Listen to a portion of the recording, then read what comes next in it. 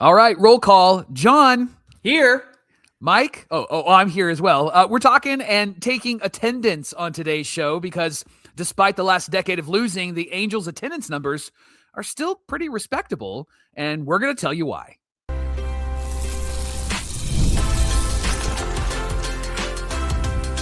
You are Locked On Angels, your daily Los Angeles Angels podcast. Part of the Locked On Podcast Network, your team every day. Thanks for making Locked On Angels your first listen of the day, part of the Locked On Podcast Network, where it's your team every day, and the #1 sports podcast network in all the land. We appreciate you being here for this episode of Locked On Angels. You've got the Frisch brothers here with you, a.k.a. the Super Halo Bros. My name is John, and that's my brother Mike. And my name is Mike, and that's my brother John. Hey, we talk Angels baseball 5 days a week, Monday through Friday, every single weekday. In fact, once the regular season starts back up, you can look forward to the postcast with our buddy Gavin Carlson. He'll be back this season going live after each and every Angel game, whether they win or lose. We're looking forward to that. We hope that you leave here a smarter fan, a more informed Angels fan, and you feel good about talking baseball with your buddies. On today's show, we've got the takeaways from the Angels and Rangers game from yesterday. Zach Neto believes the Angels can silence the doubters, but first, let's talk and take attendance, Michael. Yeah, a lot of people are making the argument that if Angel fans want Arte to sell, then they need to stop going to games. Now, John and I have always taken the position, a couple of positions, actually. One, we're not going to tell you how to fan. We're not going to tell you what to do and how to fan because you're a fan and you can do whatever the heck you want to do. This is America, right? We can do what we want. We have freedom here. And my baseball team. And then two, combating a billionaire with your money, you're not a billionaire, is never going to work out in your favor. They have more money and more resources than you do. And if revenue goes down, then what baseball has taught us and what Arte has taught us is that team payroll goes down. And we've seen that demonstrated over the last few seasons. But John, there is a talking point that we have seen a lot of fans discussing that we're rewarding Arte Moreno with good attendance and giving what Arte said about winning not being a top 5 priority for fans. It's still ridiculous today as much as it was yesterday. Does that actually track? John, you are the nerd on the podcast and you did some nerd deep dive into the numbers. Would love for you to share what you found.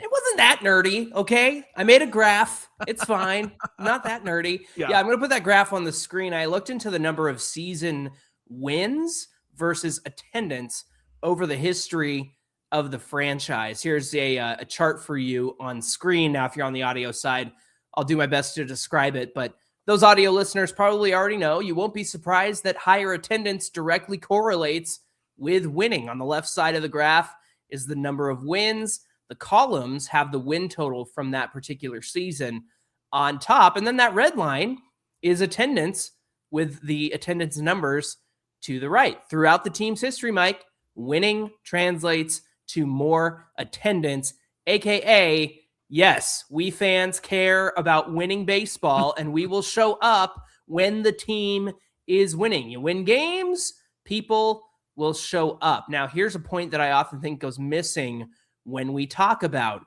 attendance. One of the talking points that gets used a lot is, well, the Angels are still drawing 2.5 million, even though they're bad. That's not going to help the cause. That's not going to make Arte Moreno sell. And my pushback to that is this. The Angels are never going to suddenly drop below 2 million. And they'll probably never go back to 1.5 million fans a year ever again, Mike. Because once you break a threshold, 1 million, 2 million, 3 million, it's really hard to go back. Once the Angels hit 2 million fans in 1979, they never went back down below that until the 94 strike. And then that split season in 1995 was also below 2 million. And it was something that they hadn't done was go under 2 million until the 90s again. So really it tracks that once you hit a threshold, it's really hard to get back under that threshold. Not because the number is like cement, right? It's more like wet cement. It's in flux. It's adjustable. Then, even though they were bad in 2003, they hit 3 million fans because of the World Series momentum.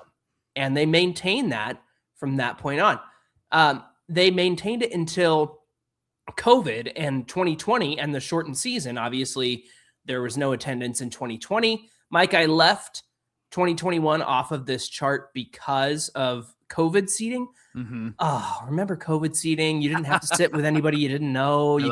You could spread out and nobody was coughing or breathing on you because they were far away. I miss that. So, Mike, even with Ohtani doing Ohtani things in 21, 22, and 23, they haven't reached 3 million, but they also haven't dipped under 2 million. So what goes missing is this. This is the part of the conversation that I think people don't talk about. With attendance, momentum, inertia, if you will, more like a nerdcha, that's a thing. It's a real thing. A decade of 3 million plus attendance doesn't wear off quickly. In fact, you could argue that the Angels have had nearly 2 decades of 3 million plus attendance. You see ups and downs with good and bad seasons. And obviously, the better they do, the attendance goes up and then it comes down with bad seasons. But if you want a meaningful drop off, it doesn't happen right away. And that's because winning builds loyalty. It also builds bandwagon fans. Hello, Dodger fans. It creates a tradition of going to games. It normalizes going to a game as something to do. And then you create season ticket holders. You build goodwill when you have a winning ball club. But essentially, it's really hard to break the habit. The other element that I don't think that we talk about enough is that the Angels are located in one of the most densely populated areas in the country. So they kind of have a built-in attendance. Let's call it a large market attendance floor.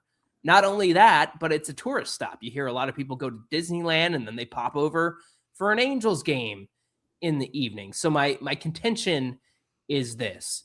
Is attendance going to drop? Yes, but not right away, especially when a team is still, quote unquote, in it despite having a bad year, because that's kind of what happened after 2014. A lot of people, us included as fans, believe the Angels were still in it. And in 2015, they were still in it. And a lot of times they were throughout the rest of the 2010s.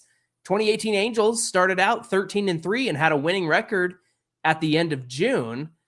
But here's what people often say. We haven't been to the playoffs in 11 years. But I really think you have to look at it in two halves. You have to look at it from 2015 to 2019 because the Angels were just coming off the best record in baseball in 2014, going to the playoffs. The team was still in it. And every year you had a semblance of hope that, hey, this is going to go somewhere. But then COVID happened, Mike. So I think that's really the split. When you talk about the 11 years of no playoffs, you really have to divide this in half. From 21 to 25, attendance has been down since pre-COVID.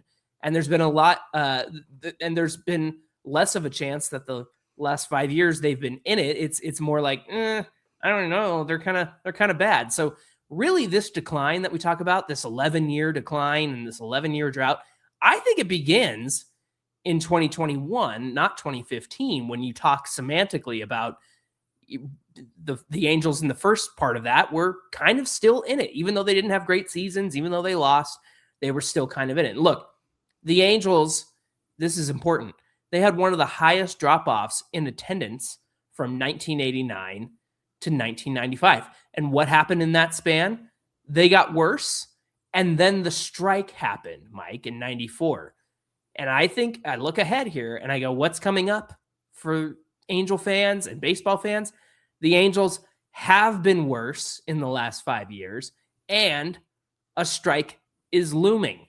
A lockout is looming. So I'm going to be very interested to see what happens with attendance after a lockout happens and if it happens. So my question for you, my brother, is, am I off base here? Is there logic to the fact that this attendance thing is not just going to happen overnight? Because based on what we've seen, winning seasons, losing seasons, momentum takes time and momentum carries over despite losing stretches for periods of time, right? Yeah, and I think their logic that you have that I agree with is we got to start with 2021 because the 2015 to 2019 Angels were considered in it. And they had Mike Scioscia, and they were great. Now, 2019 was a really bad year when they didn't have Mike Scioscia. Yeah. But before that, 18, 17, 16, 15, they were close to the 500 mark. And in fact, 2015, they were over 500 at the end of the year. So I think we do have to look at 2021 on for attendance numbers. Here's the other thing that I would add to the conversation, John. It's not the fans' fault. The fans are loyal. And they're showing up because they are loyal to these players and they're loyal to this team and they want this team to win. So anybody that is crying and complaining and attacking fans to say, oh, it's their fault or it's this or it's that, it's not our fault. It's not our fault. We're living our lives and we're rooting for our favorite team. And sure, you want to jump ship and go somewhere else. You have every right to do that. It's America. You can have the freedom to do that, right? I just can't turn it off. I'm an Angel fan. I don't want to be a Dodger fan. I'm an Angel fan. I don't want to be a Padres fan. I'm an Angel fan. I don't want to be an A's fan or a Giants fan. I don't want to be a fan of another team. I want to be the fan of the team that I grew up with, of the team that I've loved, the Tim Salmons, the Jim Edmonds, the Darren Erstads, the Mike Trouts. I want to be a fan of that team. And so when I see comments and I see social media and people saying things and jumping into some of our mentions like, well, you know, it's the fans have to do this and the fans have to do that. And somebody defending Arte, get out of here with all of that nonsense. Like, it's not the fans' fault. We did not do this. And the fact that we're showing up is because we love this team. It's not because we're just ignorant to wins and we're just ignorant to that. And sure, if you want to say they should boycott and they should stay away, that's fine. You can share all of that stuff. Do whatever you want to say. But if we're going to blame the fans, we got to pump the brakes on that and turn the attention back to the owner, which, by the way, I said on yesterday's show, like, man, maybe he should stop talking. No. He should keep talking. Yeah. He should keep talking because it got the attention of a lot of people, including Tony Kornheiser on PTI yesterday when he was asked by Michael Wilbon about these comments. Tony Kornheiser said, and I quote, "Sell the team, Arte, sell the team, sell it to somebody who wants to invest in this team. Arte, sell the team." And that was the best message that he could have. Arte, ESPN has now got wind of you. Yeah, everybody's picked up on the story. Saw Ken Rosenthal talking about it. He's pretty much declared that Arte Moreno is going to be his dork of the week on Friday, which he always does. And of course, we saw Kevin Pillar talking about it on Foul Territory. Thank you, Kevin Pillar. Yeah. Thank you, AJ Przinsky. AJ was all over it. Thank you, Scott Braun, for being very honest about that. And man, everybody has done an excellent job of pointing out that it is Arte's fault. And if they somehow pull out some sort of survey that fans took, pay attention to that survey because it's not going to have questions about winning on the survey. In fact, I saw someone on Twitter, a couple of longtime fans who have had season tickets. They shared a couple of surveys they've received in the last couple of years. None of it has any conversations about a winning team. Yeah. It does talk about affordability, and it does talk about parking, and it does talk about food, and it does talk about safety, but it doesn't talk about like, hey, do you come because the team wins or do you come because it's affordable? It doesn't say any of that stuff. And so for him, he's pulling it way out of context and he's delivering it as if that's what fans have said. Yeah, a lot of big trouble for Arte and company. Mike, double-digit voicemails. Can you guess how many we got yesterday? 37. We got over 50 voicemails. That's awesome. So we want to encourage you to keep sending in your voicemails because we're going to get to all of them, I promise, and we're going to do something with that. Call us and tell us everything that needs to be said about what Arte said about this team not having a fan base that wants to win. 714-409-6396 is the voicemail line. That number is in the episode description. Of course, we want to hear from you. Of course, you got to keep it clean, keep it civil, because we want to be able to use that voicemail on social media. But we're going to do something really special with all the voicemails that we've collected. And man, I think the best one I heard was if I wanted safety and security and a cheap hot dog, I'd go to Costco. That was the best one that I heard John, yesterday. my favorite comment was from one of our everydayers, I believe on Everydayer. It was on the show yesterday. They said, hey, left a voicemail, really tough to keep it civil and to not cuss, but I made it through. I'm so proud of you. Way to go. Absolutely. Hey, thanks for making Locked On Angels your first listen of the day. Coming up, Zach Neto wants to silence the doubters. And we'll talk about everything you need to know from yesterday's Angels and Rangers game. We'll get to all of that coming right up.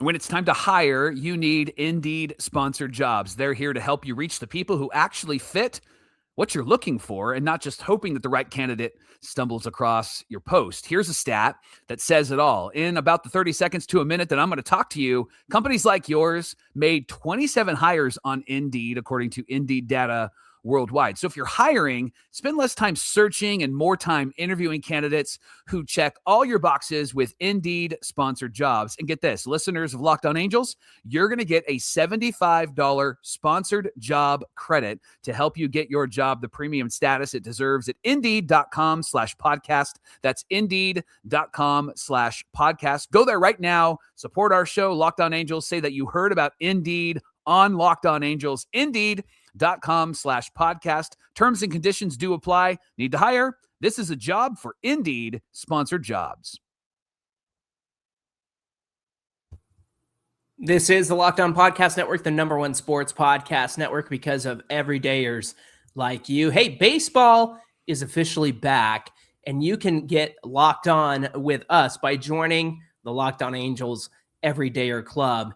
Get you ad-free episodes, no interruptions, access to our group chat on Discord, and so much more. For the next week, you can use the code SPRING and get a free month. So go to lockedonangels.supercast.com. Check the link in the episode description. Both tiers, a free month. So pick your poison because we'd love to have you as part of the Locked On Angels Everydayer Club. Hit the panic button. The Angels lost a spring training game yesterday. Oh, no. You know what I think? You know what I think it is, John? And I'm not making fun of anybody hitting the panic button. I get it. But what I think it is that we have all of this nonsense surrounding the team that when the Angels don't win, it feels like just a heavy, heavy situation.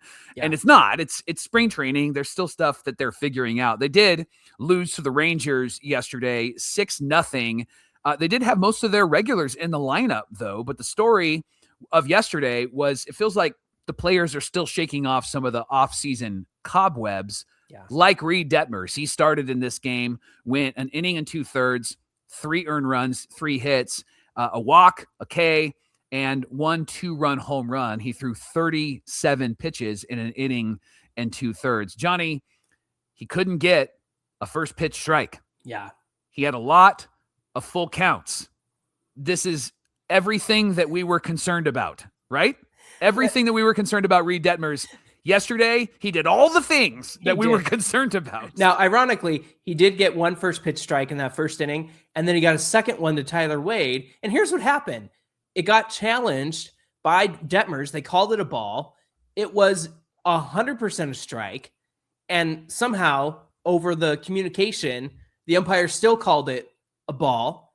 And is this what we're gonna have to deal with now? Like with the umpire, like, God. Oh, I didn't hear it. My headphone. Did you say ball or strike? Like you didn't double check there, cowboy. Like what are we doing here? That's gonna be the new what's his name from the Chicago White Sox game who screws us over all the time. Doug Eddings. Yeah. Doug Eddings. Yes. Good grief. Yeah. So that happened, and it's frustrating now. Detmers got pulled after 2 outs in the first inning. John, Locked On Angels friend Chris Cortez comes in, gets a strikeout on a 100-mile-an-hour fastball, and ends the inning, which was great to see. I messaged him on Instagram. I said, 100.2 to get the K. Let's go, big dog. And he liked the message. Yes, he did. Yes, he did.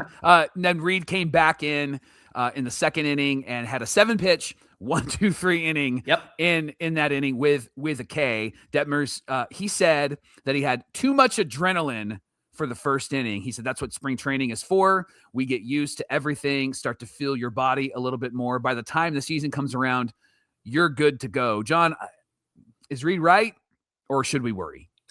You know what? I watched him. I didn't watch him. I listened. Freudian slip, right? Yeah, exactly. Because it's not on TV. But Mike, when you consider how he started things out, even last spring training, I think it was the adrenaline. It's the jitters. It's all the things that we worried about Reid Detmers doing.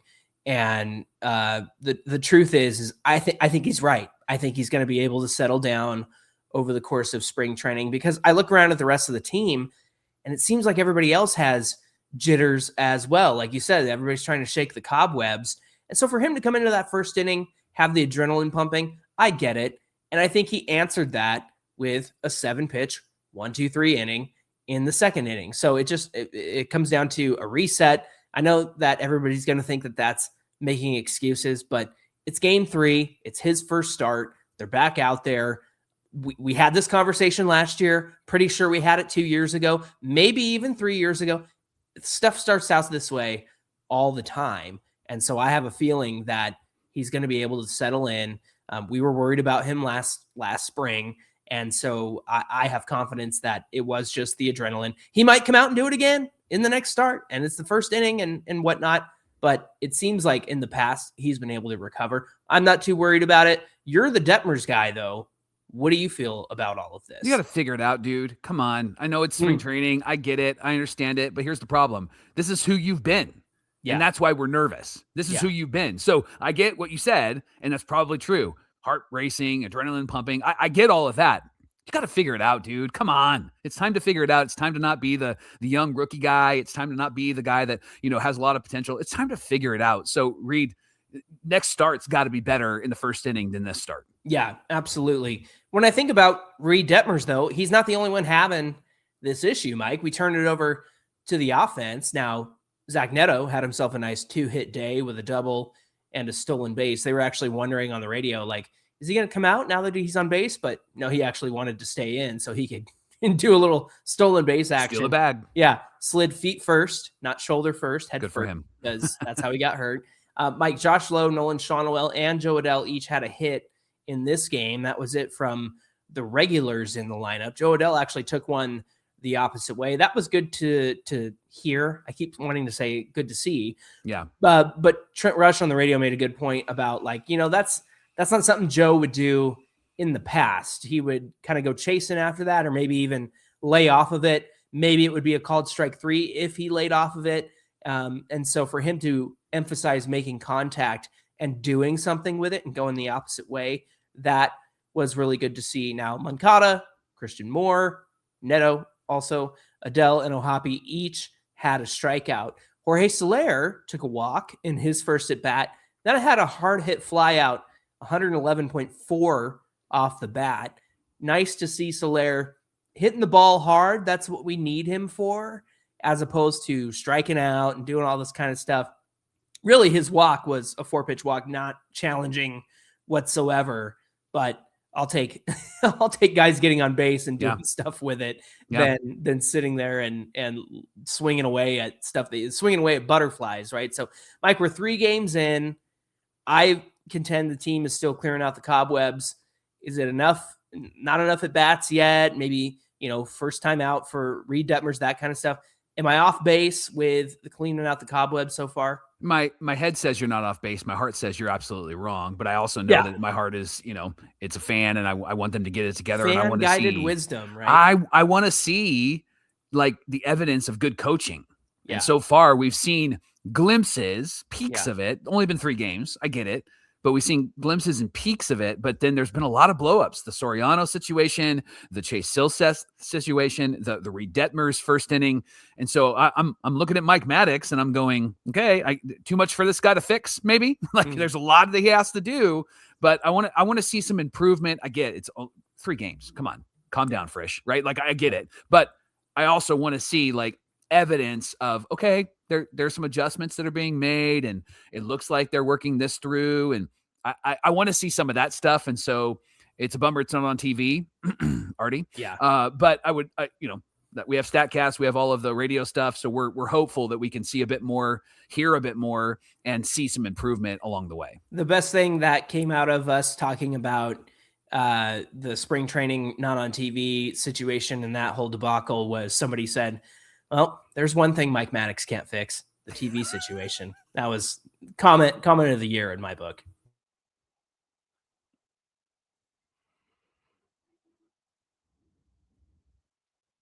Since the Angels are not on TV and we only have the radio, we've really been able to rely upon Rhett Bollinger and Sam Blum and Jeff Fletcher of the OC Register with their information. So thank you guys for continuing to do great work. And you should subscribe to the OC Register because Jeff Fletcher has some great information. And he very much just passes along the information. He is not giving an editorial opinion about things. Every once in a while he does, and that's why I appreciate him. Sam Blum is going to editorialize until his face turns blue, because that's just who he is and that's what he does. Well, he has to, because of this survey crap and everything already which said. Is fine. I'm not complaining about it. Sam, you do you. I love that.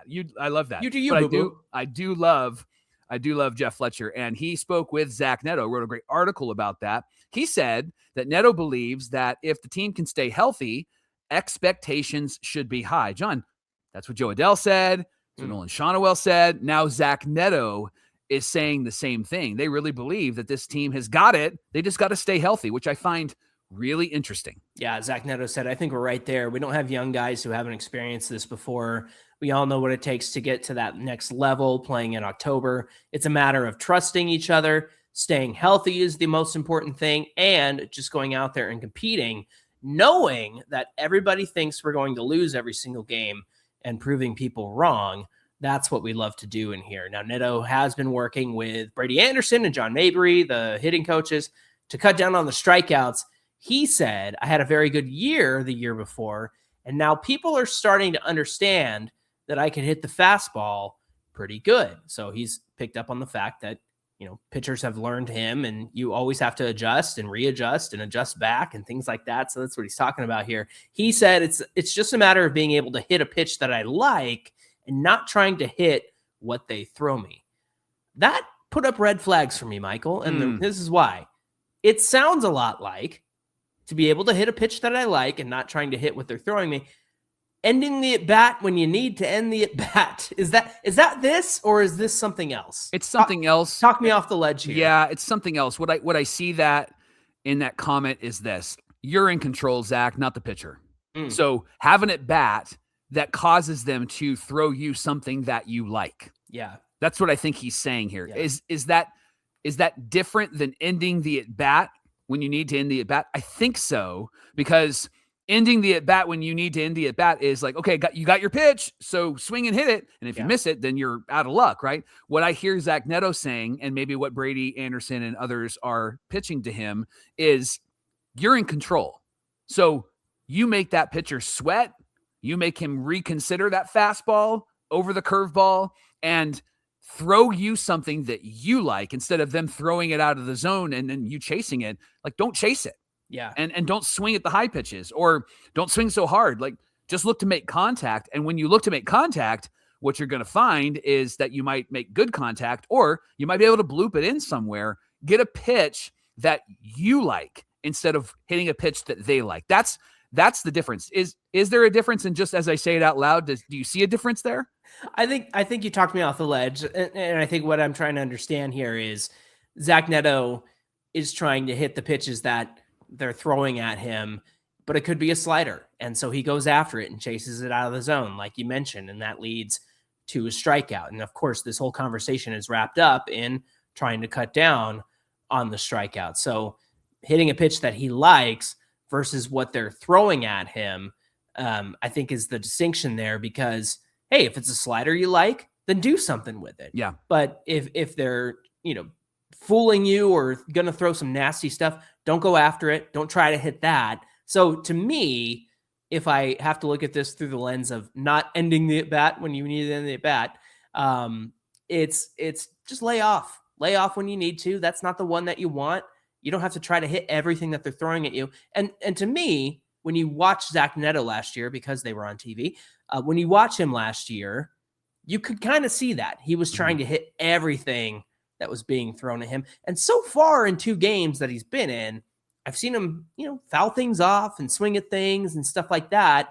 And so maybe that's still a little bit in his system, but I do hope that he gets to this point of not trying to hit everything they throw at him, but yeah, being selective up there. Mike, can the Angels silence the doubters? Is Neto right here? What do you think about his comments? I really hope so. I would like that. Yeah, but that's not an answer. That's not a confident answer. I mean, I look at the roster and I look at this team, and I see the owner, and I go, man, I really hope so. Is he right about the health? I don't think he's wrong about the health. My issue, my pushback is that's always the excuse. Yeah. That's always the excuse from everybody. Like, if you want to talk about 10 years of like, the Angels haven't been in the playoffs, like we were talking about earlier. It's been, 15 years of, if this guy could have just stayed healthy, it would have been so different, Yeah. At some point you gotta ditch that. I get that that's still a part of the issue, but at some point you got to go, wasn't healthy, but we still gotta figure it out, right? Just because you're not in there, Zach Neto, doesn't mean that Vaughn Grissom gets a pass, right? And so that's kind of what I hear is like, if we just all stayed healthy, that could be every team's excuse. 100%. The reality is these guys need to perform at the level that they have the potential to perform at, and that's, I think, the second layer conversation. Zach Neto has to be the guy that isn't swinging at junk. He's got to be a bit more patient. Zach Neto can't have a 250, 240 batting average. He's got to have a 270, 280 batting average. Mike Trout can't be 230 and swinging at everything, right? He's got to be up at least 270, 280, right? And so that's more of what I would look at is like, no. It's not just about health. It's about you guys going out there and performing. And I know health has a lot to do with that. But I'm just tired of that excuse because every team has to deal with that. Yeah, you mentioned health, you mentioned ownership, you mentioned all of the things working against this team. What I take away from this comment is, one, I like the attitude. Yeah. I like the fact that Neto is like, we're going to go out there and everybody expects us to lose every game. Well, we'd like to prove them wrong, and that's what we'd like to do. So I like that attitude. The second thing is, Mike, these guys finally recognize, and maybe after Artie's comments, that they also recognize this, is that nobody's coming to save them. Yeah. They are on an island and they have to figure out how to survive. And these guys are fighters and they know how to survive. And so I think the one thing that we can bank on is that they have to do it themselves. And they know that. They're the only ones who are going to get them anywhere at this point. There's no help from the trade market. There's no big free agent signings. They're not getting, Kyle Tucker to come in and boost this team. They got to do it themselves, and they got to do it with the people that are there. And if they want to go anywhere, it's on them to make it happen. I think that's a good attitude for Zach Neto to have. And I also think it's a good mindset for them to have. Nobody's going to do it for you at this point. Perry Minasian can't. Arte Moreno won't. And the fans, well, we want to support you, not the front office, not the owners, not the ownership, all of that stuff. We're going to be there to support you. So this is on you guys. And I think that's a really good place for them to be and a good mindset to enter into the season with. Thanks for making Locked On Angels your first listen of the day. Make sure you like and subscribe to Locked On Angels on YouTube or wherever you get your podcasts so you don't miss any of the episodes. And if you never miss an episode, you're perfect for the Everydayer Club. Get Locked On Angels ad-free, plus members-only Discord access and so much more. And for this week only, you can use the promo code SPRING for a free month. Head to lockedonangels.supercast.com to join the club. Hey, be sure you give us a follow on Twitter at Locked On Angels. You can also catch us at Super Halo Bros on Twitter, Instagram, and TikTok. Whether you're watching or listening, come on over to YouTube. Hit that like button on today's episode. Get in the comments section. Be sure you're subscribed as well. That helps us fight the evil algorithms of YouTube and Google and Alphabet. Is that their parent company? That's a weird name. Anyway, Mike, what do we have on deck for tomorrow's show? We always got boots on the ground at spring training, so we're going to be the eyes and ears and the emotion and the passion for you. We're going to debrief and give you our takeaways from the spring training games. Whoa! I'm keeping my clothes on. Thank you very much. Stop it. We got it all for you tomorrow on Locked On Angels. All right, looking forward to that conversation and not debriefing. Until then, my name is John, and that's my brother Mike. Stupid. My name is Mike, and that's my brother John. All right, all you sickos who love this team and all the everyday watch and listen, we'll see you back here on Wednesday. I like winning. I like winning. I like winning. For the record. I like winning. Winning record for the record. I like winning.